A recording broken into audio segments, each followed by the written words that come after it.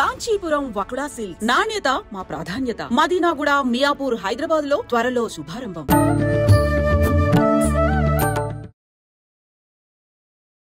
నమస్కారం, welcome to I dream. ధర్మ మార్గం విత్ విజిత కార్యక్రమానికి స్వాగతం. ప్రస్తుతం మనతో పాటు ఉన్నారు ప్రముఖ జ్యోతిష్య పండితులు, ఆధ్యాత్మికవేత్త సుభాష్ శర్మ గారు. ఇప్పుడు గురువు గారితో మాట్లాడి మరిన్ని విషయాలు తెలుసుకునే ప్రయత్నం చేద్దాం. నమస్కారం గురుగారు. శ్రీమాత్రి నమః. గురుగారు, ఉగాది మన తెలుగు వారి నూతన సంవత్సరం రాబోతోంది. మనకు ఉగాది అనగానే ఉగాది పచ్చడి ఎలాగో పంచాంగ శ్రవణం, నవనాయకుల ఫలితాలు ఏ రకంగా ఉన్నాయి గురుగారు? నవనాయకుల ఫలితాలు ఈ సంవత్సరము రాజు సూర్యుడు అయ్యాడు కాబట్టి సూర్యుడు రాజుగా ఉన్నటువంటి కారణం చేత విపరీతమైనటువంటి ఎండలు, విపరీతమైనటువంటి వడదెబ్బలు, అలాగే ఈ సంవత్సరం ఎర్రటి ధాన్యాలు విపరీతంగా పెరిగేటటువంటి లక్షణాలు ఏర్పడతాయి. అలాగే ఈ సంవత్సరం బంగారపు ధరలు విపరీతంగా ఆకాశానికి అంటేటటువంటి అవకాశాలు ఉంటాయి.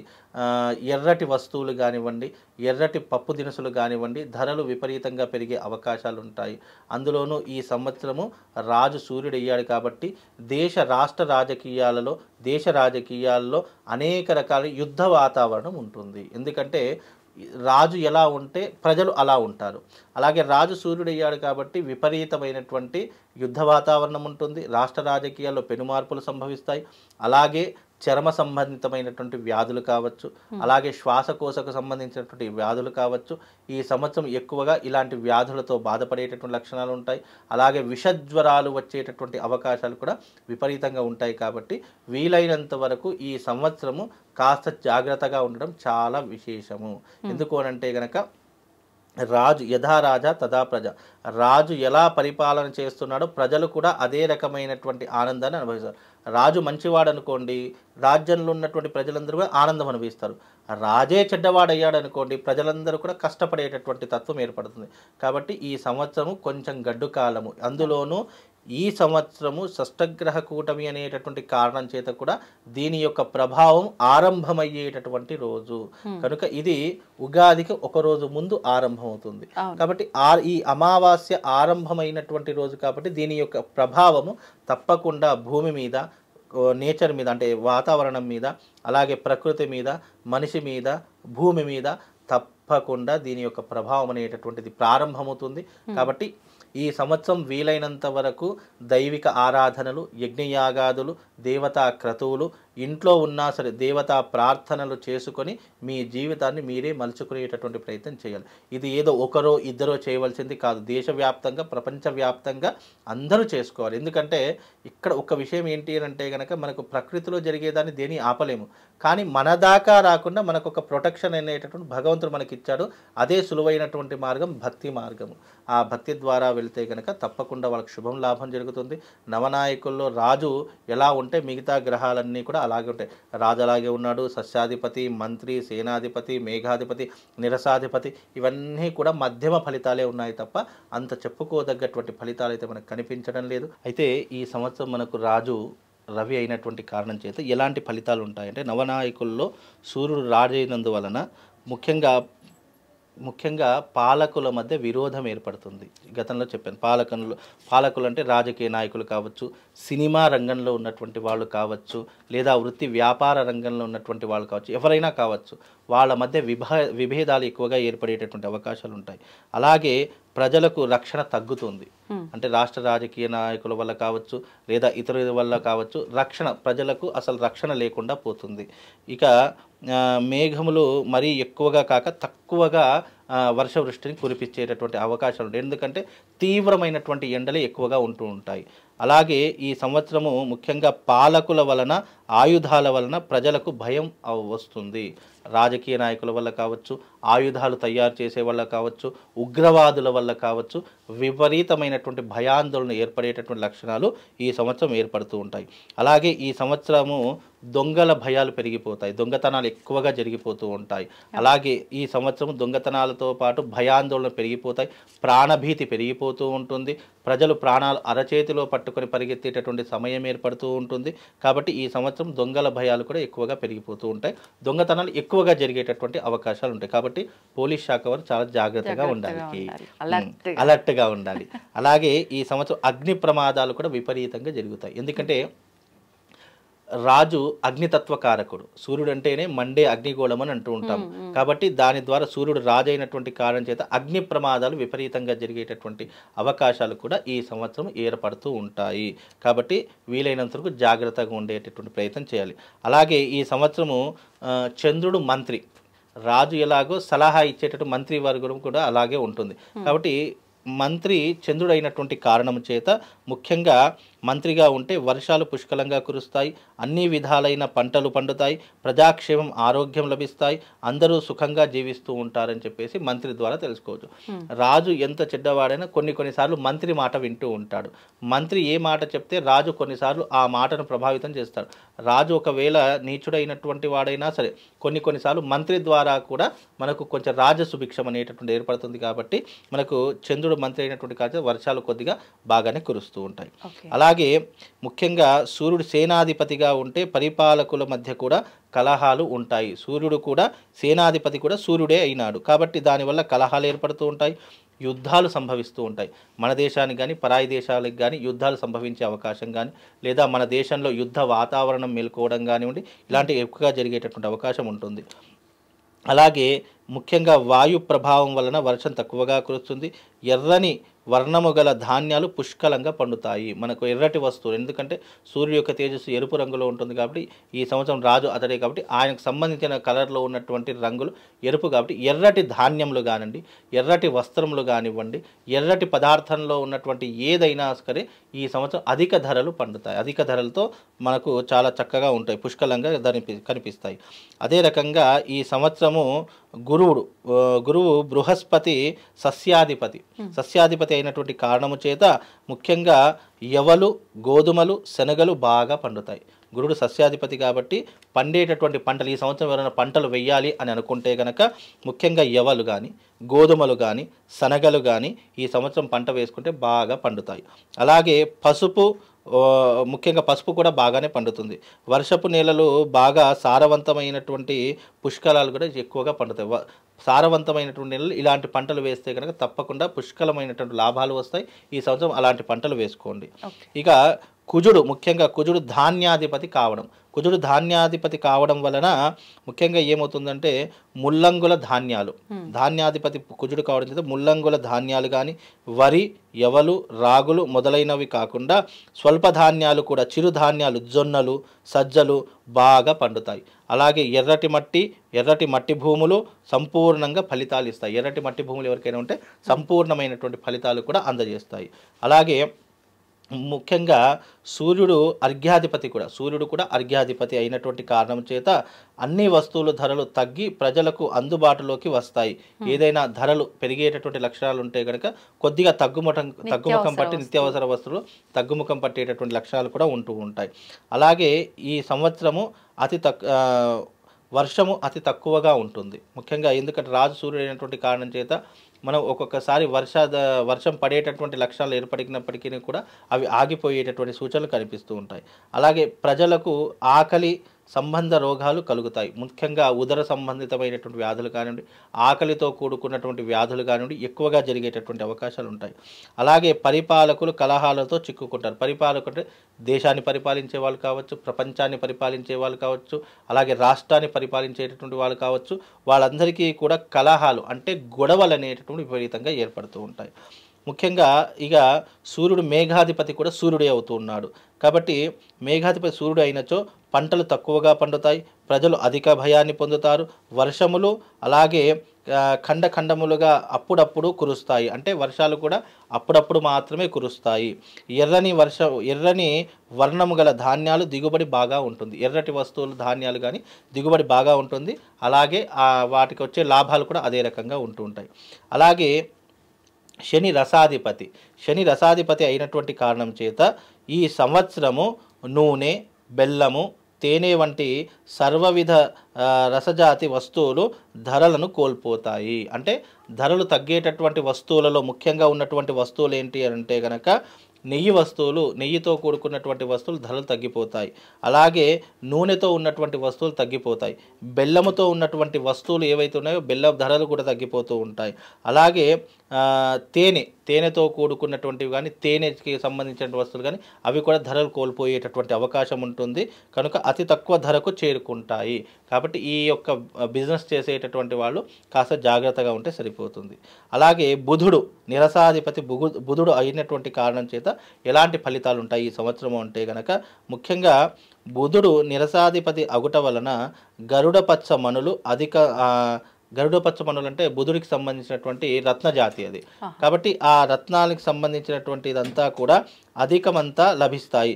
అనేక రకాల ధాన్యాలు బాగా పండి అన్ని విధాల జనులకు సమృద్ధిని కలిగిస్తాయి. అంటే ఈ యొక్క పచ్చటి రంగులో ఉన్నటువంటి ధాన్యాలు కావచ్చు, లేదా పచ్చటి రంగులో ఉన్నటువంటి స్టోన్స్ కావచ్చు, ఇవి అధికంగా ఈ సంవత్సరం మనకు లభిస్తాయి. అధికంగా లభించినటువంటి వాటికి ఏమవుతుందంటే ధరలు తగ్గుతాయి. కాబట్టి అవి అధికంగా ఈ సంవత్సరం ఉంటూ ఉంటాయి.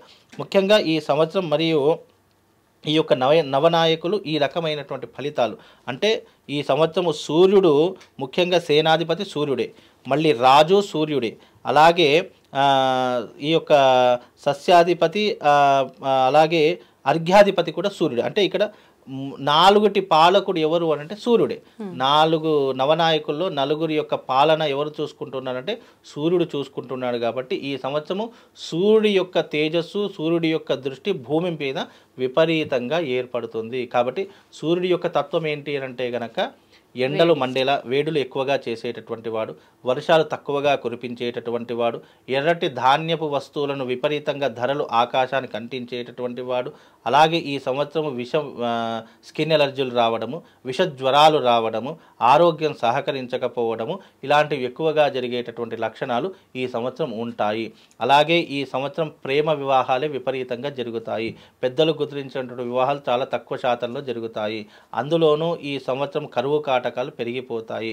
ముఖ్యంగా రాష్ట్ర రాజకీయ భవిష్యత్తు, అలాగే వాళ్ళు చేసేటటువంటి చర్యలు ఏవైతే ఉన్నాయో, వాళ్ళు తీసుకునేటటువంటి ఈ యొక్క విధానాలు ఏవైతే ఉన్నాయో అవి ప్రజల మీద భారాన్ని పెంచేటటువంటి లక్షణాలు ఈ సంవత్సరం నవనాయకుల ఫలితం వల్ల కలుగుతాయి. ధాన్యాది వస్తువులు అనేటటువంటి తగ్గుతూ పెరుగుతూ వస్తూ ఉంటాయి. కాబట్టి అవి ప్రతి సంవత్సరం పెరుగుతూ తగ్గుతూ వచ్చేటటువంటి సర్వసాధారణంగా చెప్తాయి.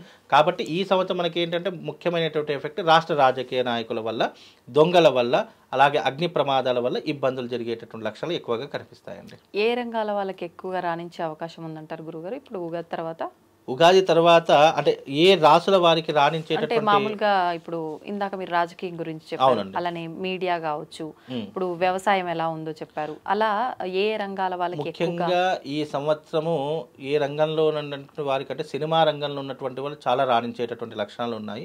అలాగే వ్యవసాయ రంగంలో ఉన్నటువంటి వారు వాళ్ళు వేసేటటువంటి వరి కంటే ఎక్కువ మీరు జిగురు పదార్థాలతో ఉన్నటువంటి పదార్థాలు ఎక్కువగా వేసేటటువంటి ప్రయత్నం చేయండి. ముఖ్యంగా సోయా కానివ్వండి, లేదు అని అంటే సన్ఫ్లవర్ కానివ్వండి, అలాగే ఈ యొక్క నువ్వులు కానివ్వండి, ఇలాంటి పదార్థాలను ఎక్కువగా మీరు విక్రయ ప్రదేశాలు చేసేటటువంటి పనులు పెట్టుకోండి. తప్పకుండా దాంట్లో లాభం కలుగుతుంది. అందులోనూ ఈ సంవత్సరం ముఖ్యంగా అత్యధిక లాభాలు వచ్చేటటువంటి పప్పు దినుసులలో అత్యధిక లాభాలు ఆ రంగం వారికి తప్పకుండా, పప్పుల వ్యాపారాలు చేసే వాళ్ళు ఉంటారు కదా, అలాంటి వారికి తప్పకుండా ఈ సంవత్సరము శుభ ఫలితాలు ఉన్నాయి. కాబట్టి వాళ్ళందరికీ కూడా శుభ లాభం కలుగుతుందండి. వ్యక్తిగతంగా అంటే మామూలుగా కొన్ని రాసుల వారికి ఉగాది తర్వాత రాజయోగం పట్టబోతుందంటారు, కొన్ని రాసుల వాళ్ళకి చాలా ఇబ్బంది ఉందంటారు, కొన్ని రాసుల వారికి మధ్యస్థంగా అంటారు. అలాంటి రాసుల వారు ఎవరైనా ఉన్నారా ప్రత్యేకించి? ముఖ్యంగా ఈ సంవత్సరం గనక చూసుకున్నట్టయితే అమ్మా, ముఖ్యంగా ఈ సంవత్సరం అదృష్టం ఉన్నటువంటి రాశి మొట్టమొదటి రాశి వృషభ రాశి. వృషభ రాశి వారు ఈ సంవత్సరం చాలా అదృష్టవంతులు అని చెప్పుకోవచ్చు. ఎందుకంటే గురువు 2వ స్థానంలోను, శని 11వ స్థానంలోను, రాహు 11వ స్థానంలోను.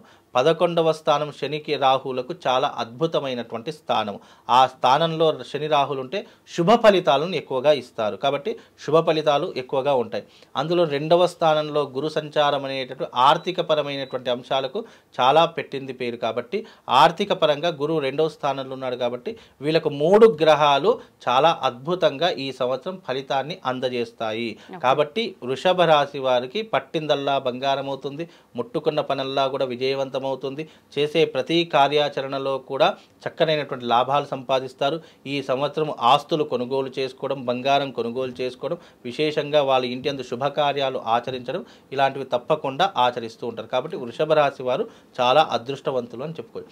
మీరు ఏదైనా పెట్టుబడి పెట్టాలి అని అనుకుంటే కనుక బంగారం మీద పెట్టుబడి పెట్టండి. ఎందుకంటే బంగారం మీద పెట్టుబడి పెడితే అది రానున్న కాలంలో తప్పకుండా ₹1,00,000 అయ్యేటటువంటి అవకాశం. గత సంవత్సరంలో ఉగాదప్పుడు అంటే దాదాపుగా 60,000 ఉన్నటువంటి బంగారము ఆదేలు వచ్చే బంగారం ఆకాశానికి అంటుతుంది. తప్పకుండా బంగారం మీద ఇన్వెస్ట్మెంట్ చేయమని చెప్పాను. ఈ రోజున మనం చెప్పుకునేటటువంటి సమయానికి ఈ రోజున బంగారం 90,000 అయ్యింది. అంటే దాదాపుగా 60 నుంచి 90,000 అంటే దాదాపు 30,000 పెరిగింది.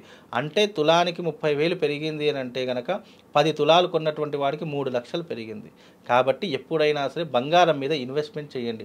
బంగారం, భూమి మీద ఈ రెండుటి మీద ఇన్వెస్ట్మెంట్ చేసినటువంటిది ఏదైనా కూడా తప్పకుండా పెరిగే అవకాశం ఉంటుంది తప్ప తరగదు. కాబట్టి ఈ రెండుటి మీద మీరు తప్పకుండా మీరు ఈ యొక్క పెట్టుబడి అనేటటువంటి పెట్టండి. ఇక వృషభ రాశి టాప్ పొజిషన్ అని చెప్పాను. ఇక తదుపరి రాశి ఏంటి అని అంటే గనక ముఖ్యంగా తదుపరి రాశి తులారాశి. తులారాశి వారికి కూడా గురువు 9వ స్థానంలోను, శని 6వ స్థానంలో సంచరిస్తున్నారు. కాబట్టి తులారాశి వారికి కూడా ఈ సంవత్సరం చాలా అద్భుతమైనటువంటి యోగం ఏర్పడుతుంది. ముఖ్యంగా ఈ సంవత్సరం అద్భుతమైనటువంటి రాశులు కేవలం 3 ఉన్నారు. ఒకటి వృషభం, 2 తుల, ఇక 3వది వచ్చేసరికి కుంభం. ఈ 3 రాశుల వారికి ఈ సంవత్సరం చాలా అద్భుతమైనటువంటి యోగం ఉంది అని చెప్పుకోవచ్చు. ఈ 3 రాశుల వారు చాలా అద్భుతమైనటువంటి యోగాన్ని అనుభవిస్తారు. ఎందుకంటే మనం గతంలో కూడా చూసుకుంటే కుంభరాశి వారికి ఏలినాటి శని ఉంది కాబట్టి చాలా ఇబ్బందులు జరిగాయి, చాలా కష్టకాలం అనుభవించారని చెప్పి చాలా మందికి చెప్పారు. కానీ ఈ సంవత్సరము కుంభరాశి వారికి అదృష్ట యోగం. ఎందుకు అని అంటే గనక కుంభరాశి వారికి చూసుకుంటే 5వ స్థానంలో గురు సంచారము, అలాగే 2వ స్థానంలో శని సంచారం అనేటటువంటిది నడుస్తుంది. కాబట్టి కుంభరాశి వారికి కూడా ఈ సంవత్సరం చాలా అద్భుతమైనటువంటి యోగం అని చెప్పుకోవచ్చు. అందులోనూ తులారాశి, వృషభ రాశి, కుంభరాశితో పాటు ముఖ్యంగా ఈ సంవత్సరము సింహరాశికి కూడా గురువు 11వ స్థానంలో సంచరిస్తున్నాడు. కాకపోతే 8వ స్థానంలో శని సంచారం, 8వ శని నడుస్తుంది. కాబట్టి కొద్ది వరకు మధ్యమ ఫలితాలని చెప్పుకోవచ్చు. ఈ 3 రాశుల వారికి మాత్రం చాలా అద్భుతమైన ఫలితాలు. ఇక మిగతా రాశులందరికీ కూడా మధ్యమ ఫలితాలు. అంత హై పొజిషన్ కాదు, అంత లో పొజిషన్ కాదు. ముఖ్యంగా ఈ సంవత్సరము బ్యాడ్ పొజిషన్లో ఉన్నటువంటి రాశులు ఏవైతే ఉన్నాయంటే ముఖ్యంగా మేషరాశి వారికి ఏలినాటి శని ప్రభావం ప్రారంభమవుతుంది. అలాగే 3వ స్థానంలో గురు సంచారం ప్రారంభమవుతుంది. కాబట్టి అన్నదమ్ముల వల్ల నష్టం ఏర్పడుతుంది. కుటుంబ సభ్యుల ద్వారా గొడవలు ఏర్పడుతూ ఉంటాయి. అలాగే 12వ స్థానంలో శని సంచారం వల్ల ఖర్చులు అధికమవుతూ ఉంటాయి. ఉద్యోగంలో కానీ లేదా చేసే వృత్తిలో కానీ మార్పులు చేర్పులు ఏర్పడేటటువంటి అవకాశం ఉంటుంది. స్థాన మార్పిడి జరిగేటటువంటి అవకాశం ఎక్కువ శాతంగా ఉంటూ ఉంటుంది. అలాగే వృషభ రాశి వారి టాప్ పొజిషన్, మంచి అనుకున్నటువంటి పనులు సాధించగలుగుతారు. వీలైనంత వరకు అన్ని రంగాలలో విజయం సాధించేటటువంటి వారు వృషభ రాశి వారని చెప్పుకోవచ్చు. ఎందుకంటే గురువు 2వ స్థానంలోను, శని 11వ స్థానంలోను, రాహు 11వ స్థానంలోను వీళ్ళకు చాలా అద్భుతమైనటువంటి యోగాన్ని అనుభవిస్తూ ఉంటాడు. ఇక మిథున రాశి వారు చాలా బ్యాడ్ పొజిషన్. ఎందుకంటే జన్మస్థానంలో గురువు ఉన్నాడు. అలాగే 10వ స్థానంలో శని సంచరిస్తున్నాడు. 10వ స్థానం నీచ స్థానం కాబట్టి శని అనుకున్నటువంటి ఫలితాలు ఇవ్వడు, గురువు కూడా అనుకున్నటువంటి ఫలితాలు ఇవ్వడు. కాబట్టి అలాగే వీళ్ళకు ముఖ్యంగా మిథున రాశి వారికి 10వ స్థానంలో రాహు కూడా సంచరిస్తున్నాడు. కాబట్టి 3, 4 కేతు గ్రహం కూడా అనుకూలంగా లేదు. కాబట్టి ఈ సంవత్సరం మిథున రాశి కూడా బ్యాడ్ పొజిషన్ అని చెప్పుకోవచ్చు. అనుకున్న పనులు ఏవి జరగవు, అయిన వాళ్ళతో శత్రుత్వం ఏర్పడుతుంది, డబ్బులు అధికంగా ఖర్చు అయిపోతూ ఉంటాయి, ఆరోగ్యం సహకరించదు ముఖ్యంగా. కాబట్టి ఇలాంటి విషయాలు కాస్త జాగ్రత్తగా ఉండండి. ఇక ముఖ్యంగా కర్కాటక రాశి వారికి గురువు 12వ స్థానం వ్యయ స్థానంలో ఉన్నాడు. శని 9వ స్థానం భాగ్యంలో ఉన్నాడు. కాబట్టి వీళ్ళకు కూడా ఈ సంవత్సరం అంత యోగ్యంగా ఉండదు. ఎందుకంటే 12వ స్థానంలో గురు సంచారం వల్ల ఖర్చులు అధికమవుతాయి, అయిన వాళ్ళతో ఇబ్బందులు ఏర్పడతాయి, బంధువులు శత్రువులుగా మారేటటువంటి లక్షణాలు ఏర్పడతాయి. 9వ స్థానంలో భాగ్యంలో శని ఉండటం చేత అన్నీ కూడా మనం అనుకున్నవి ఏవి కూడా జరగవు. ఏదైతే అనుకుంటామో చేతి దాకా అందుతుంది, అది నోటి దాకా అందదు. ఏ పనైనా సరే ఇదిగో చేద్దాము, ఇదిగో అయిపోతుంది అని అనుకుంటాము, అక్కడ ఏదో ఒక ఫెయిల్యూర్ జరిగి ఆ పనే కాకుండా వెళ్ళిపోతుంది. అంటే అదృష్టం ఆవగింజంతే దరిద్రం డబ్బకాయ అన్నట్టు దరిద్రమే ముందుంటుంది. వీళ్ళ అదృష్టం ఎట్లా ఉంటుందంటే మెల్లగా నత్తనడక నడుస్తుంది, దరిద్రం మాత్రం చాలా ఫాస్ట్గా నడుస్తుంది, అట్లా నేనున్నట్టు పరిగెడుతుంది. కాబట్టి ఈ రకమైనటువంటి విధానాలు ఉంటాయి. ఇక ముఖ్యంగా సింహరాశి వారికి కనుక చూసుకుంటే గురువు బాగానే ఉన్నాడు. గురువు 11వ స్థానంలో చాలా అదృష్టమైనటువంటి యోగంలో ఉన్నాడు. అర్ధాష్టమ శని వల్ల కొన్ని ఇబ్బందులు జరుగుతాయి కాబట్టి మధ్యమ ఫలితాలని చెప్పుకోవచ్చు ఎవరికి, సింహరాశి వారికి. అలాగే రాహు కూడా 8వ స్థానంలో ఉన్నాడు. ముఖ్యంగా అర్ధాష్టమ శని, రాహు 8వ స్థానంలో ఉండడం వల్ల అష్టమ భావం అనేటటువంటి ఆరోగ్య సూచిక కాబట్టి ఆరోగ్య భంగం ఎక్కువగా కలుగుతుంది. కొంచెం ఆరోగ్యం వైపు శ్రద్ధ పెట్టండి. అలాగే కోపము, అగ్రినెస్ చాలా ఎక్కువగా వస్తూ ఉంటుంది కాబట్టి కోపాన్ని కంట్రోల్ చేసుకోండి. అలాగే అయిన వాళ్ళ మీద అరిచేస్తూ ఉంటారు కాబట్టి చాలా జాగ్రత్తగా ఉండండి. వీలైనంత వరకు దైవిక ఆరాధన ఎక్కువగా చేసుకునే ప్రయత్నం చేయండి. ఇక తదుపరి రాశి కన్యారాశి. కన్యారాశికి 10వ స్థానంలో శని, 7వ స్థానంలో 10వ స్థానంలో గురువు, 7వ స్థానంలో శని సంచరిస్తున్నారు కాబట్టి 7వ స్థానం శని సంచారం అనేటువంటి వైవాహిక జీవితం మీద, దాంపత్యం మీద ఎక్కువ ప్రభావం చూపిస్తుంది కాబట్టి ఖర్చులు అధికమవుతూ ఉంటాయి. దంపతుల మధ్య విడాకులు ఏర్పడము, దాంపత్యం విడిపోవడము, లేదు అంటే గొడవలు ఏర్పడము, ప్రతి చిన్న విషయానికి అగ్రినెస్ కోపం రావడము, లేదా కాపురం కొన్ని రోజుల వరకు విడిపోవడము, ఇలాంటివి ఎక్కువగా జరుగుతుంటాయి కాబట్టి కాస్త జాగ్రత్తగా ఉండదు. 10వ స్థానంలో గురువు సంచారం వల్ల ఉద్యోగ మార్పిడి కానివ్వండి, ఉద్యోగంలో ప్రమోషన్స్ ఆగిపోవడం కానివ్వండి, లేదు అనంటే గనక భూములు అమ్ముకోవడం కానివ్వండి, ఆస్తులు అమ్ముకునేటటువంటి పరిస్థితులు ఎక్కువగా ఏర్పడతాయి కాబట్టి ఈ సంవత్సరం కన్యారాశి వారు కూడా చాలా జాగ్రత్తగా ఉండాలి. ఇక తదుపరి రాశి తులారాశి. తులారాశి వారికి 9వ స్థానంలో గురు సంచారము, 6వ స్థానంలో శని సంచారం కనుక వీళ్ళ యొక్క జాతకం టాప్ పొజిషన్ అని చెప్పుకోవచ్చు. వీళ్ళకి బ్యాడ్ అంటూ ఏమీ లేదు. తులారాశి వారికి 9వ భాగ్యంలో గురు సంచారం వల్ల పూర్వీకుల ఆస్తులు కలిసి రావడము, కోర్టు కేసులు ఏవైనా ఉంటే అవన్నిటిని కూడా చక్కదిద్దుకోవడము, ఒక సెటిల్మెంట్కి రావడము, అలాగే వీళ్ళకున్నటువంటి పెద్దవాళ్ళ ఆస్తులు కలిసి రావడము, జీవితంలో సంపాదన పెరగడము, వృత్తి వ్యాపారాదులలో మంచి లాభాలు గడించేటటువంటి అవకాశాలు ఉన్నాయి. అలాగే పూర్వజన్మ సుకృతం చేత మంచి యోగకారకమైనటువంటి జీవితం తులారాశి వారికి ఉంటుంది. అలాగే శని 6వ స్థానంలో ఉన్నాడు కాబట్టి ఆరోగ్య విషయంలో ఏదైనా ఇబ్బందులున్నా, ఏదైనా కలతలున్నా అవన్నీ కూడా పూర్తిగా తొలగిపోయే అవకాశం, ఆరోగ్య సంబంధానికి సంబంధించిన శస్త్రచికిత్స చేసుకునేటటువంటి పరిహారాలు ఈ సంవత్సరం వీళ్ళకు చాలా పుష్కలంగా ఉన్నాయి. 6వ స్థానంలో కేతువు కూడా మంచి లాభదాయకంగా ఉన్నాడు కాబట్టి తులారాశి వారికి ఈ సంవత్సరం చాలా అదృష్ట యోగం అని చెప్పుకోవచ్చు. ఇక వృశ్చిక రాశి. వృశ్చిక రాశి వారికి ఏంటి అంటే కనుక గురువు 8వ స్థానంలోను, శని 5వ స్థానంలో ఉన్నాడు. గురువు అష్టమంలో ఉండడం కారణం చేత వృశ్చిక రాశి వారికి ఏంటి అంటే ఆర్థికపరమైన ఇబ్బందులు వస్తాయి, ఆరోగ్యపరమైనటువంటి ఇబ్బందులు వస్తాయి. ముఖ్యంగా వీళ్ళు రాష్ట్ర రాజకీయ నాయకులు అయ్యి ఉంటే కనుక పదవీ గండం ఏర్పడుతూ ఉంటుంది. సినిమా రంగంలో ఉన్నటువంటి వాళ్ళకి అవకాశాలు చేజారిపోయేటటువంటి అవకాశాలు ఉంటాయి. అంటే చేతి దాకా అందించినటువంటి నోటి దాకా అందకుండా వెళ్ళిపోతుంది. ముఖ్యంగా అవకాశాలు చేజారిపోయేటటువంటి లక్షణాలు ఉంటూ ఉంటాయి. 5వ స్థానంలో శని సంచారం వల్ల కుటుంబంలో ఉన్నటువంటి పుత్రుల వల్ల కానీ, బిడ్డల వల్ల కానీ, పుత్రికల వల్ల కానీ, అంటే అమ్మాయిల వల్ల కానీ, అబ్బాయిల వల్ల కానీ, వాళ్ళ సంతానం వల్ల కొన్ని ఇబ్బందులు జరిగేటటువంటి లక్షణాలు ఏర్పడతాయి. ఆ ప్రభావం తల్లిదండ్రుల మీద పడేటటువంటి అవకాశం ఎక్కువగా ఉంటుంది కాబట్టి ఈ సంవత్సరం వృశ్చిక రాశి వారు చాలా జాగ్రత్తగా ఉండాలి. రోడ్డు ప్రమాదాలు కానివ్వండి, యాక్సిడెంట్లు జరిగేటటువంటి లక్షణాలు ఇలాంటివి ఎక్కువగా జరుగుతాయి కాబట్టి వీలైనంత వరకు జాగ్రత్తగా ఉండే ప్రయత్నం చేసుకోండి. ఇక ధనుసు రాశి. ధనుసు రాశి వారికి గురువు 7వ స్థానంలో సంచరిస్తున్నాడు. గురువు 7వ స్థానంలో సంచరించడం శుభదాయకమే.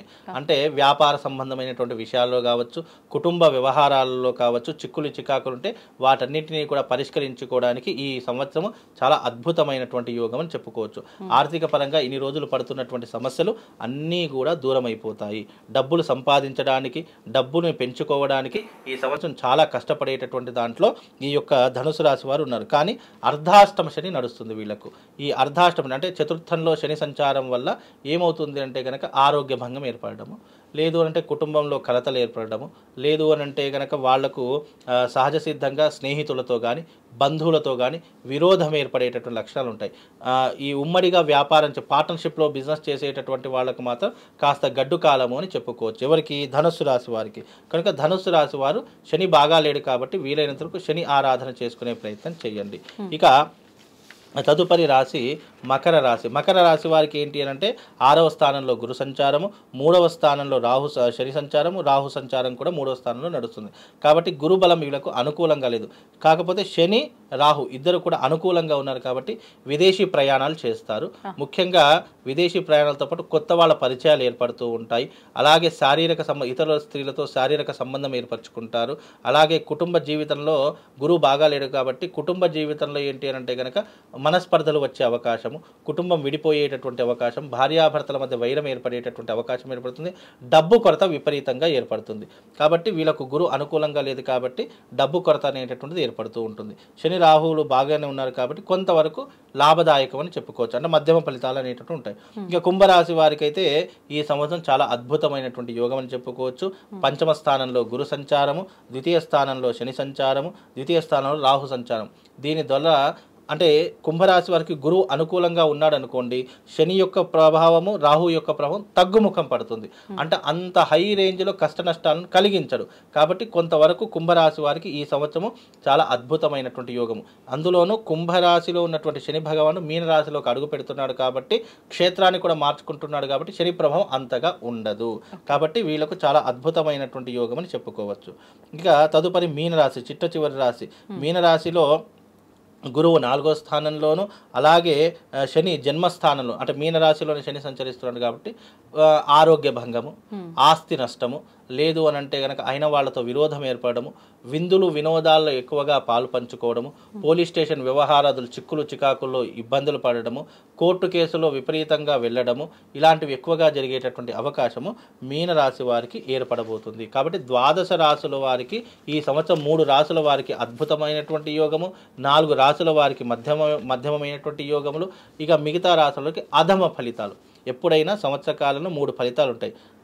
టాప్ పొజిషన్లో ఉన్నటువంటివి, మధ్యమ స్థానంలో ఉన్నటువంటివి, ఇక అధమ స్థానం బ్యాడ్ పొజిషన్లో ఉన్నటువంటివి 3 ఫలితాలు ఉన్నాయి. కాబట్టి ఈ సంవత్సరము నవనాయకుల యొక్క ఫలితాలు, రాశి ఫలితాలు ఈ రకంగా ఉన్నాయమ్మా. ధన్యవాదాలు గురుగారు. శ్రీవార్త.